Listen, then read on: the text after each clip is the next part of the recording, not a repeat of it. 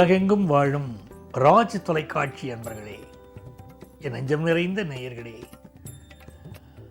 உங்கள் அத்துணை பேருக்கும் உங்கள் ஆத்மார்த்த ஜோதிடர் நங்கநல்லூர் டாக்டர் பஞ்சநாதனின் அன்பு வணக்கங்கள், வாழ்த்துக்கள். இது நம்முடைய இன்றைய ராசி பலன்கள் நிகழ்ச்சி.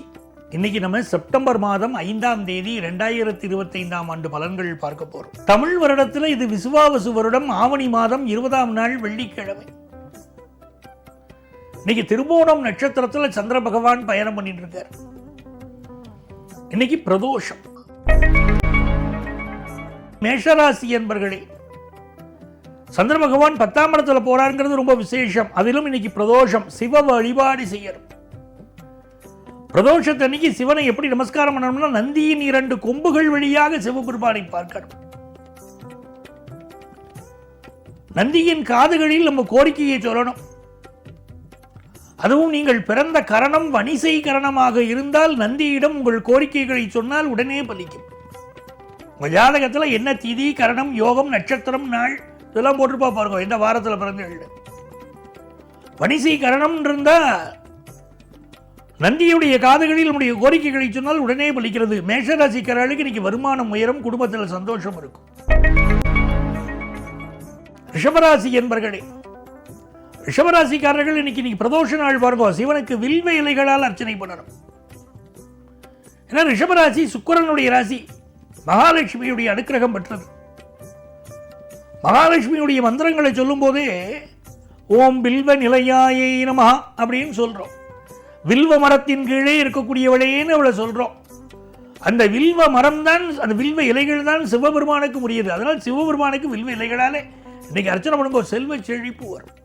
ரிஷபராசிக்காரர்களுக்கு மனக்குறை இருக்கு, வீடு வாங்க முடியலையே, சொத்து வாங்க முடியலையே, மனக்குறை இருக்கு. அதெல்லாம் இப்ப நிவர்த்தி ஆகும். செல்வ செழிப்பு உருவாகும். வேலையில நல்ல முன்னேற்றம், ஆபீஸ்ல நல்ல ரெகக்னேஷன் இன்னைக்கு கிடைக்கும். மிதுனராசி என்பர்களே, மிதுனராசிக்காரர்கள் இந்த பகல்ல பக்கம் பார்த்து பேசணும், ராத்திரி அதுவும் பேசக்கூடாது. எந்த ரகசியமுமே உங்கள்கிட்ட தங்க மாட்டேங்கிறது, மனசுல எதையுமே மறைச்சு வச்சுக்க தெரியல. யாரை நம்பி உண்மையை சொல்றீங்களோ அவர்களே நீங்கள் நம்பின அவர்களே உங்களுக்கு எதிரிகளாக மாறுகிறார்கள். காட்டி கொடுக்கக்கூடியவர்கள் பல பேர் உங்க வாழ்க்கையில் இருக்காங்க. மிதுனராசிக்காரர்களுக்கு இன்னைக்கு 8ஆம் இடத்துல சந்திரன், அதுவும் திருவாதிரை நட்சத்திரத்துக்கார இன்னைக்கு மௌனமா இருக்கணும். புதிய முயற்சிகளை இன்னைக்கு செய்ய வேண்டாம். இந்த நாளை பொறுத்த வரைக்கும் வியாபாரத்தில் திருப்தியா ஈடுபடுங்க. ஏற்கனவே உள்ள வியாபாரத்தை கண்டினியூ பண்ணுங்க, புதிய வியாபாரம் தொடங்க வேண்டாம். படிக்கக்கூடிய மாணவர்களுக்கு கொஞ்சம் ஞாபக மறதி வரும். பாடத்தை ஒரு முறைக்கு 2 முறை படிச்சீங்கன்னா நல்ல மதிப்பெண் பெறலாம். கடகராசி என்பர்களே, அற்புதமான நாள். ராசிநாதன் சந்திர பகவான் 7ஆம் இடத்திலிருந்து உங்களை பார்க்கிறார். ராசிநாதன் ராசியை பார்க்கக்கூடிய அற்புதமான நாள். நல்ல வருமானம் பெருகும், கௌரவம் பெருகும், செல்வாக்கு பெருகும், காதல் விஷயங்களில் ஈடுபாடு பெருகும். சிலருக்கு கல்யாண செய்தி கூடி வரும். இந்த காலகட்டங்களில் உங்களை பற்றிய வதந்திகளும் உலாவும். அதை பற்றி கவலைப்படக்கூடாது.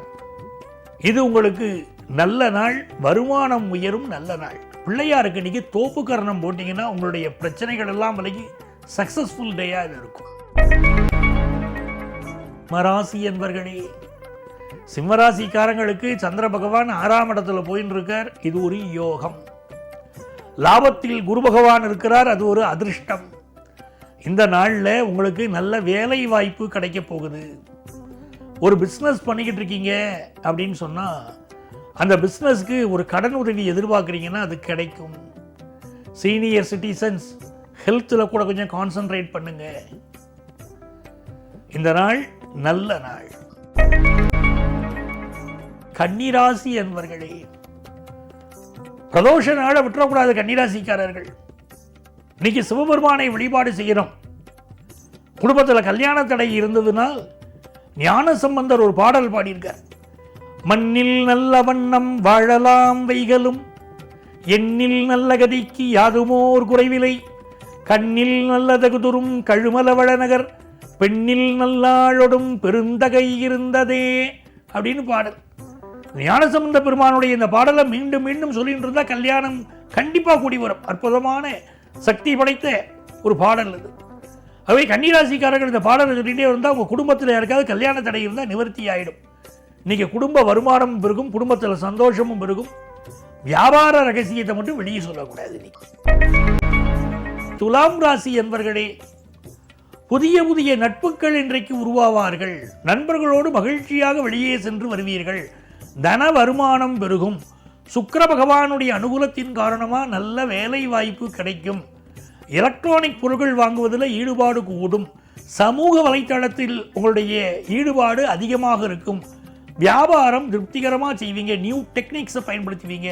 நல்ல நாள்.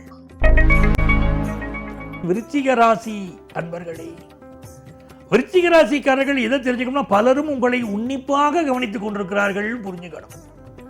சிசிடிவி கேமரா போட்டு பார்க்குற மாதிரி உங்களை கவனிச்சுக்கிட்டே இருக்காங்க எல்லாரும். அப்போ விருச்சிக ராசிக்காரர்கள் தன்னுடைய செயல்களில் மிக கவனமாக இருக்க வேண்டிய ஒரு நாள். சில இடத்துல மாமியார் மருமகளுக்கு இடையில் இன்னைக்கு சில பிரச்சனைகள் இருக்கும். சந்திர பகவான் 3ஆம் இடத்துல போறார். குரு பகவான் உங்க ராசிக்கு 8ஆம் இடத்துல இருக்கார். பெரியவர்களின் உடல் நலத்திலும் கவனம் செலுத்தணும். கருத்துக்கள் சொல்கிற போதும் கவனமா இருக்கணும். பண பரிவர்த்தனைகளில் எச்சரிக்கையாக இருக்க வேண்டிய ஒரு நாள். வியாபாரம் திருப்திகரமா இருக்கும். படிப்புல மாணவர்களுக்கு நல்ல முன்னேற்றம் வரும். தனுசு ராசி அன்பர்களே, தனுசு ராசிக்காரர்களுக்கு சந்திர பகவான் தனஸ்தானத்தில் செல்கிறார். அது ஒரு நன்மை. தனகாரகன் உங்கள் ராசியாதிபதி உங்களை பார்க்கிறார். அது ஒரு அதிர்ஷ்டம். ஆகவே நல்ல தன வருமானம் வரக்கூடிய நன்மையான ஒரு நாளாக இந்த நாள் அமைகிறது.